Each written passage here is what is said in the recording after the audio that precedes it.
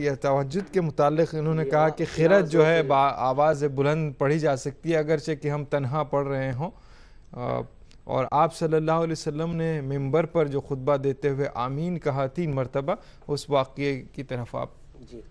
بسم اللہ الرحمن الرحیم۔ نماز تہجد کے سلسلے میں 2 سوال بھی آئے ہیں، ایک امروہہ سے بھی بھائی نے پوچھا اور پھر یہ فرحان رضوی صاحب کا بھی سوال اسی سے متعلق ہے، تو دونوں کو ملا کر میں عرض کر دیتا ہوں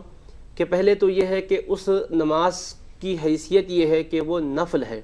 اور نفل نماز کے لیے رات کی شریعت میں اجازت ہے، چاہے تو آپ بلند آواز سے تلاوت کریں، چاہیں تو آپ آہستہ تلاوت کریں، دل ہی دل میں پڑھ لیں، جیسا کہ ظہر اور عصر کی نماز میں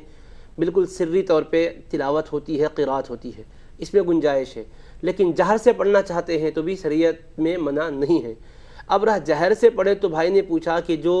دوسری صورت ہے بعد والی، کیا اس کو زور سے پڑھ سکتے ہیں؟ ایسا نہیں ہے، اگر آواز سے پڑھنا چاہتے ہیں تو پوری نماز ہی کو آواز سے پڑھیں۔ ایسا نہیں ہے کہ سورہ فاتحہ کو بالکل ہی دل میں پڑھ لیں اور اس کے بعد سورہ فاتحہ کے بعد والی صورت کو آپ آواز سے پڑھیں، ایسا نہیں ہے۔ دونوں بھی اگر آپ پڑھنا چاہیں تو آہستہ پڑھیں، دونوں بھی اگر پڑھنا چاہتے ہیں تو پھر آواز سے پڑھیں، دونوں بھی جائز ہے، شریعت میں منع نہیں ہے۔ دن کے نوافل میں البتہ آہستہ ہی پڑھنا چاہیے، اس میں اس بات کی اجازت نہیں ہے آپ کو، مثلا اشراق کی نماز آپ پڑھ رہے ہیں یا چاش کی نماز آپ پڑھ رہے ہیں یا کوئی اور نوافل پڑھ رہے ہیں تو اس میں بالکل گنجائش نہیں ہے، زور سے آپ نہیں پڑھ سکتے۔ لیکن رات کے نوافل کی حد تک گنجائش دی گئی ہے، اس میں سہولت دی گئی کہ آپ بلند آواز سے پڑھ سکتے ہیں، بشرطے کہ دوسروں کو کوئی اس میں زحمت نہ ہوتی ہو، کیونکہ رسول کریم علیہ السلام نے اس طرح سے پڑھنے کو پسند فرمایا ہے کہ کسی دوسرے کو آپ کی یہ نماز کے متعلق جانکاری نہ ہو۔ لیکن جہاں تک مسئلہ رمضان کا ہے تو رمضان میں چونکہ دیگر لوگ بھی عبادت کا اہتمام کرتے ہیں، اس میں سارے کے سارے اہتمام میں مصروف ہیں اور آپ پڑھنا چاہتے ہیں تو آپ کے لیے بالکل اجازت ہے۔ اب رہا دوسرے صاحب امروہہ سے جو پوچھے اس نماز کے بارے میں تفصیلات جاننا چاہتے ہیں، تو رسول کریم علیہ السلام سے اس نماز کے سلسلے میں 8 رکعت پڑھنا یہ تو عام سنت کے بطور ثابت ہے، لیکن اس سے زائد بھی اگر آپ پڑھنا چاہتے ہیں 10 تک کی بھی روایت موجود ہے، اور بھی مزید اگر کوئی نوافل ادا کرنا چاہتے ہیں تو حسب سہولت ادا کر سکتے ہیں، اس میں گنجائش ہے۔ 2 رکعت سے بھی پڑھ سکتے ہیں، 4 رکعت کر کے بھی پڑھ سکتے ہیں، یعنی 4 رکعت پر سلام پھیریں، دوسرے رکعت جیسا کہ ظہر میں 4 رکعت پڑھتے ہیں اسی طرح سے کریں، لیکن اس کی ہر رکعت میں سورہ فاتحہ کے بعد ضم سورہ کرنا ہوتا ہے، یعنی 4 رکعت اگر ایک سلام سے بھی پڑھیں گے تو تیسری اور چوتھی رکعت میں سورہ فاتحہ کے بعد کوئی نہ کوئی سورت کو کچھ نہ کچھ آیات کو پڑھنا ہوتا ہے، اس طرح سے تہجد کو پڑھنا چاہیے۔ اب رہا وہ روایت جس کے بارے میں فرحان صاحب نے دریافت کیا کہ رسول کریم علیہ السلام رحمۃ للعالمین ہے، اور سیڑھی پر چڑھ رہے تھے، جبریل علیہ السلام نے 3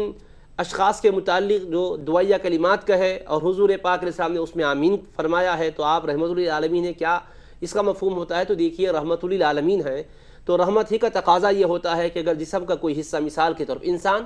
اپنے جسم کے لیے سب سے زیادہ ہمدرد ہوتا ہے، لیکن اگر کوئی جسم کے حصے پر تکلیف ہوتی ہے تو اس تکلیف کو رفع کرنے کے لیے انجیکشن کے لیے تیار ہو جاتا ہے، حالانکہ انجیکشن سے ایک اور تکلیف ہو رہی ہے، مگر وہ ایک تکلیف کیا کرتی ہے انسان کی، وہ جو مستقل تکلیف ہے اس کو دور کرنے کا سبب بنتی ہے۔ تو درد بسا اوقات انسان کے لیے رحمتوں کا ذریعہ بنتا ہے۔ دنیا میں انسان آتا ہے، کتنی خوشیاں ہوتی ہے، لیکن وہ آتے وقت ایسے نہیں آتا ہے، وہ بھی تھوڑا سا تکلیف کا ماحول بنتا ہے، اس کے بعد راحتوں سے مالا مال ہو جاتا ہے۔ تو اسی طرح سے رسول کریم علیہ السلام نے جو آمین فرمائی ہے، اس کا منشا یہ نہیں ہے کہ وہ لوگ برباد ہو جائیں، مطلب یہ ہے کہ ان کو یہ بات سمجھ میں آ جائے کہ یہ ایسے جرائم ہیں، یہ ایسے گناہ ہیں کہ جس سے اللہ تبارک و تعالیٰ کی رحمت سے انسان محروم ہو جاتا ہے۔ اب اس کے علم میں جب یہ بات آ گئی ہے تو وہ انسان اس طرح کی غلطی کرے گا ہی نہیں کہ خدا کی رحمت سے محرومی اس کے نصیب میں آتی ہو۔ تو نبی کریم علیہ السلام کا منشا جلال کا اظہار ہے تاکہ امت